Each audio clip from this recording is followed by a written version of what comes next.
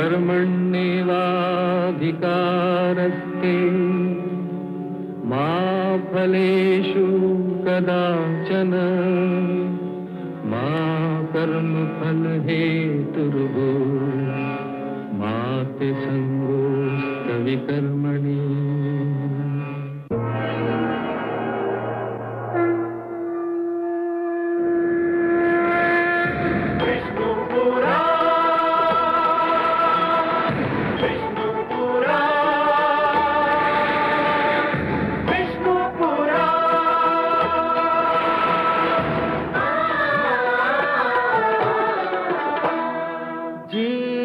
ज्ञान ब्रह्म ज्ञान अथ श्री विष्णु पुराण ओम की कथा महान जय श्री विष्णु पुराण विष्णु पुराण विष्णु पुराण विष्णु पुराण।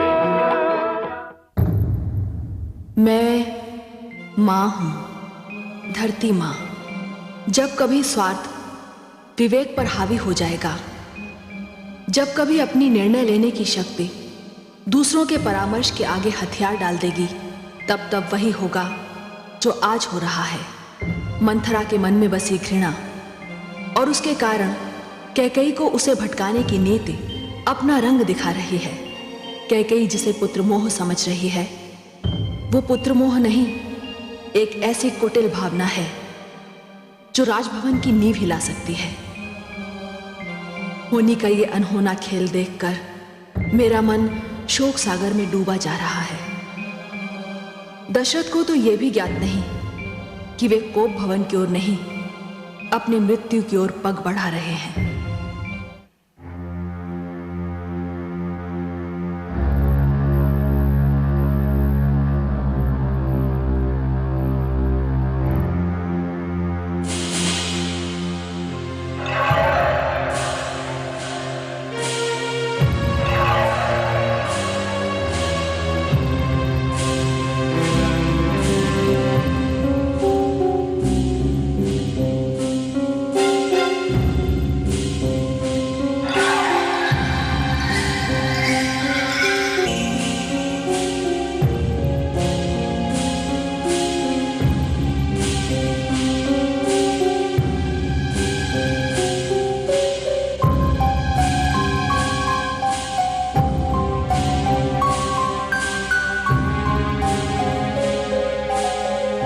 मैं क्या देख रहा हूं प्रिय? मेरी प्रिय रानी कैकेयी, जिसकी मुस्कान से दशरथ भवन में फूल खिल जाते हैं, वो कोप भवन में? जिसकी नथनी की चमक दशरथ के जीवन में प्रकाश फैलाती है, वो इस अंधेरे में?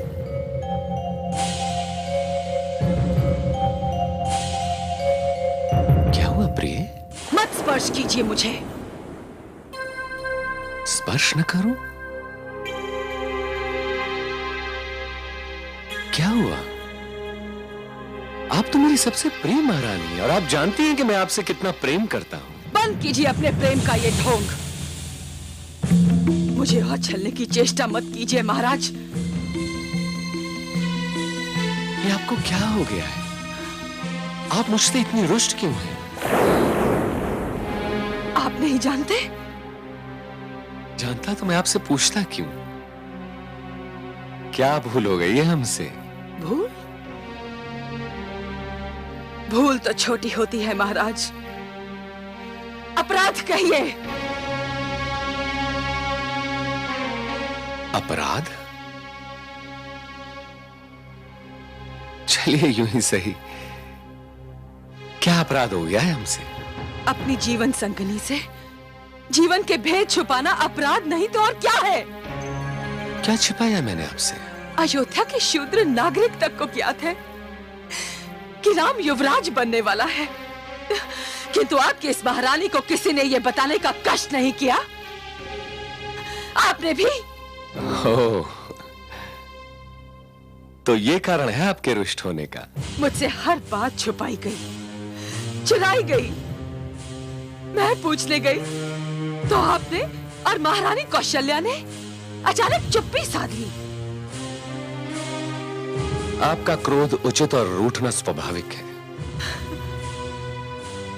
किंतु क्या आप ये नहीं पूछेंगे कि हमने आपसे ये बात क्यों छिपाई? जब आपने मुझे ये बात नहीं बताई तो मैं आपसे क्यों पूछूं?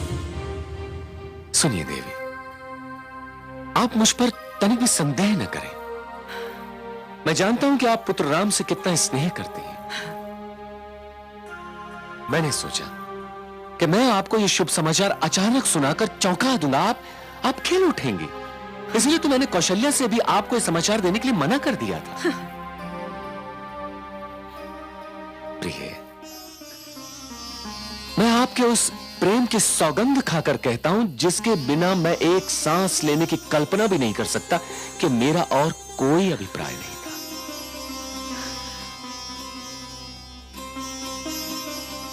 अब तो आपका संदेह दूर हुआ ना? नहीं, क्योंकि मुझे इस सारी घटना से षड्यंत्र की गंध आ रही है। षड्यंत्र? मैं अपनी सबसे प्रिय महारानी के विरुद्ध षड्यंत्र रचूंगा? ये आप क्या कह रही हैं? मुझे यही लगता है।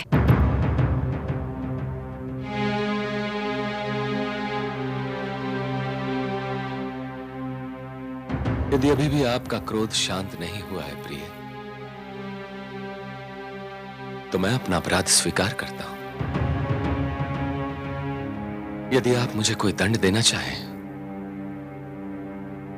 तो मैं नतमस्तक हूं। मैं आपको कोई दंड नहीं देना चाहती, मैं तो आपसे कुछ लेना चाहती हूं। तो फिर देर काहे की? आज्ञा कीजिए, क्या चाहती हैं आप? आपको स्मरण है, युद्ध भूमि में मैंने आपके प्राणों की रक्षा की थी और आपने मुझे वचन दिया था कि मैं जब भी चाहूं, जिस दिन भी चाहूं, आपसे 2 वर मांग सकती हूं। भूल तो नहीं गए? मैं रघुवंशी हूं प्रिय, रघुवंशी।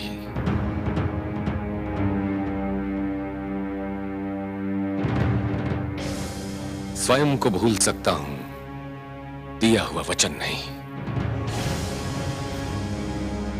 मैं जो मांगूंगी आप मुझे देंगे? संदेह क्यों करती हैं आप मुझ पर? मांग कर देखिए। तो फिर लीजिए राम की सौगंध कि मैं जो मांगूंगी आप मुझे देंगे। इतनी छोटी सी बात के लिए आप मुझसे राम की सौगंध लेने के लिए क्यों कह रही हैं? इसे मेरा हट समझिए।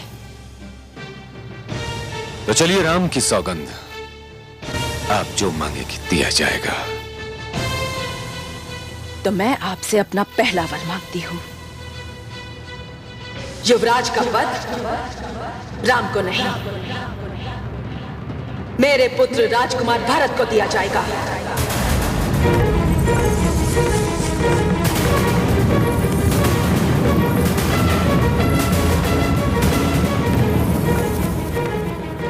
क्या? युवराज भरत ही होगा।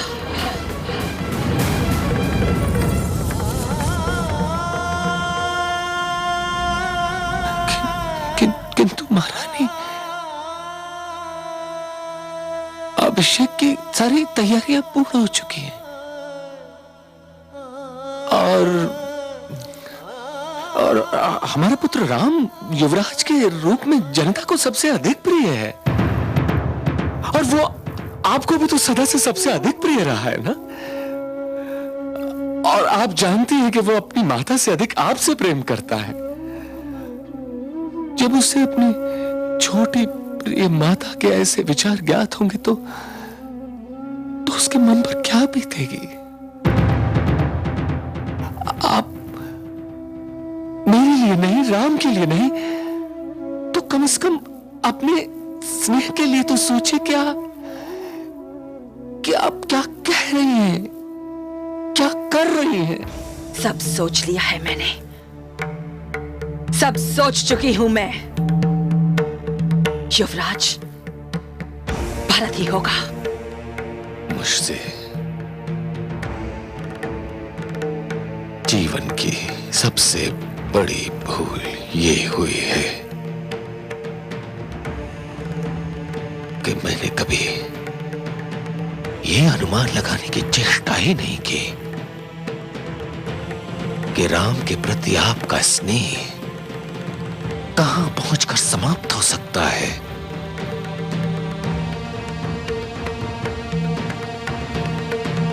मुझे आज ज्ञात हुआ कि आप तो राम से प्रेम करते ही नहीं हैं। कदाचित आप सिर्फ अपने स्वार्थ से प्रेम करती हैं। आप अपने अतिरिक्त और किसी से प्रेम करने की क्षमता ही नहीं रखती। मुझे भावुकता के वेग में बहाने की चेष्टा ना करें अवधेश। मैं तो केवल इतना जानती हूं कि मैंने आपसे अभी अपना पहला वर ही मांगा है, जो मुझे अभी तक नहीं मिला। दूसरा वर तो आपने सुना ही नहीं। सुनिए, अपने दूसरे वर में मैं राम के लिए 14 वर्ष का वनवास मांगती हूं।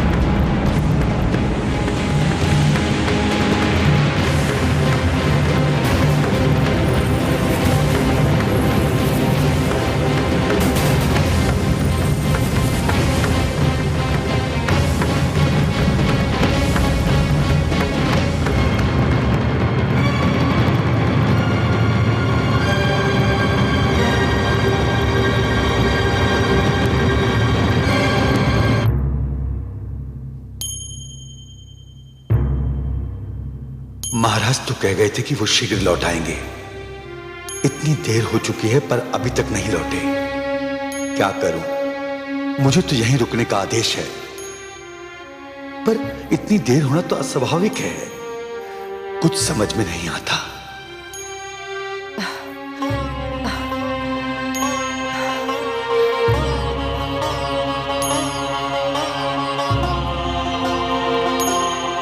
महामंत्री सुमंत, आपको छोटी रानी ने कोप भवन में बुलाया है। मुझे? परंतु महाराज कहाँ हैं? वे भी छोटी रानी के पास हैं।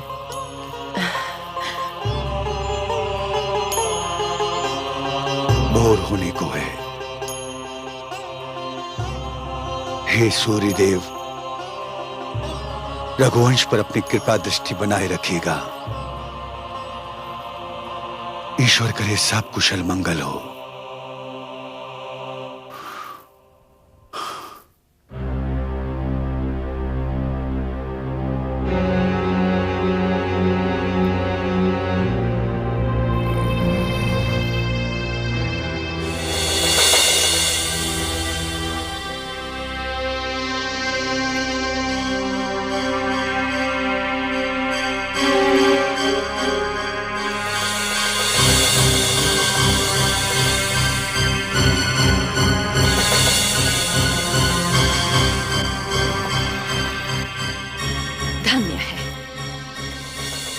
निद्रा तो टूटी।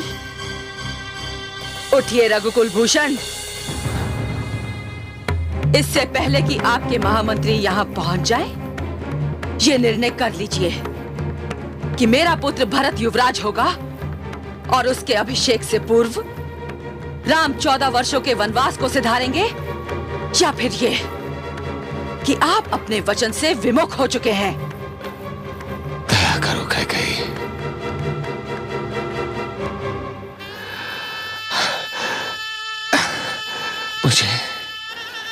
मुझे भरत को युवराज बनाने में कोई आपत्ति नहीं है। वो भी तो मेरा ही पुत्र है। मैं वचन देता हूं तुम्हें कि अब राम का नहीं, मैं भरत का अभिषेक करूंगा। तुम तो जानती हो कैकेयी कि मैं राम को एक क्षण के लिए भी अपने नेत्रों से दूर नहीं कर सकता।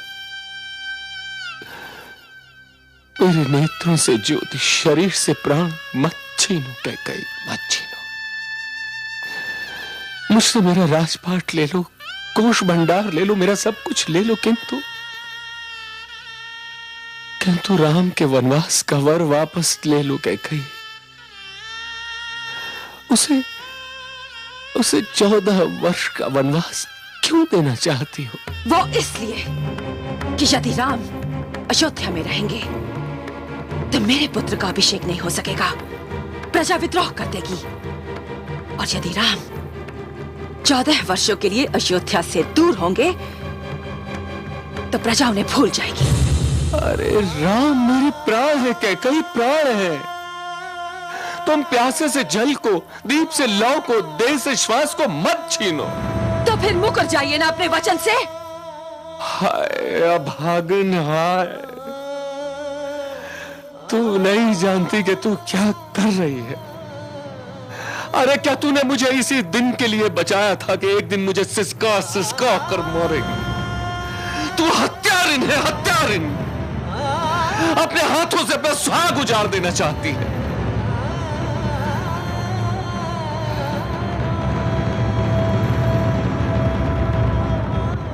हे दशरथ,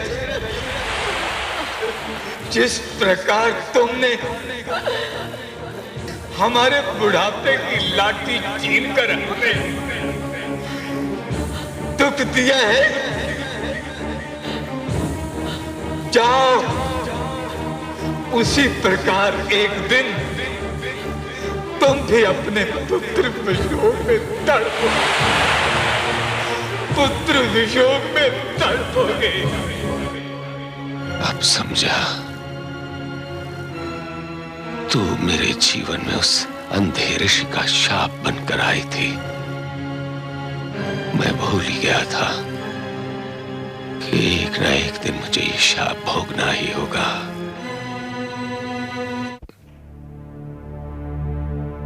महाराज, मैं भीतर आ सकता हूं?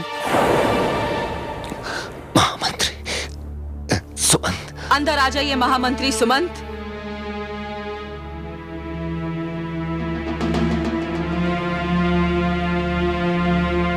प्रणाम महारानी।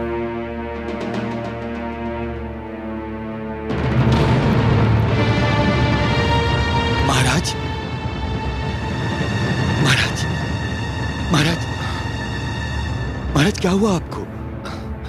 क्या हुआ महाराज? महामंत्री। ये क्या बताएंगे? सुमंत, मुझसे सुनिए। मैंने इनको इनका वचन स्मरण कराकर इनसे 2 वर मांगे हैं।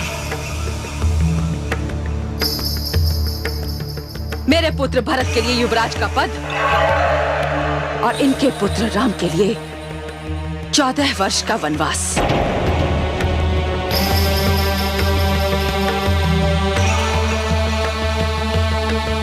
जाइए राम से कहिए कि मैंने उसे यहां बुलाया है। किंतु महारानी। किंतु और परंतु आपकी मर्यादा से परे की वस्तुएं हैं महामंत्री। यह अयोध्या की महारानी का आदेश है और आदेश का पालन करना आपका धर्म। जाइए। जी हाँ महारानी, सत्य कहा आपने, सत्य कहा। सुमंत,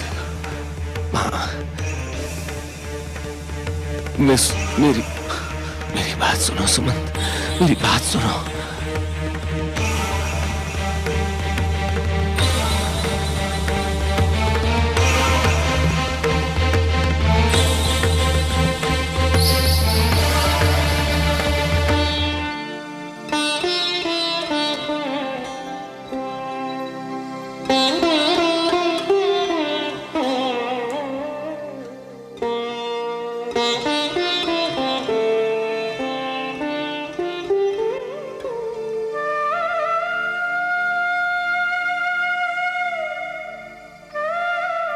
माता, गुरु वशिष्ठ ने आदेश दिया था कि अंतिम विधि के अनुसार मैं अपनी माताओं के चरण पूजूं। आयुष्मान भव।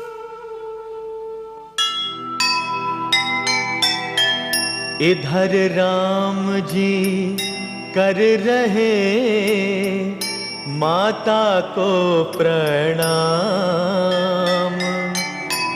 उधर मंथरा कर रही भड़काने का काम। कथा खड़ी है मोड़ पर, क्या जाने क्या हो, होनी के इस खेल को समझ न पाए को, समझ न पाए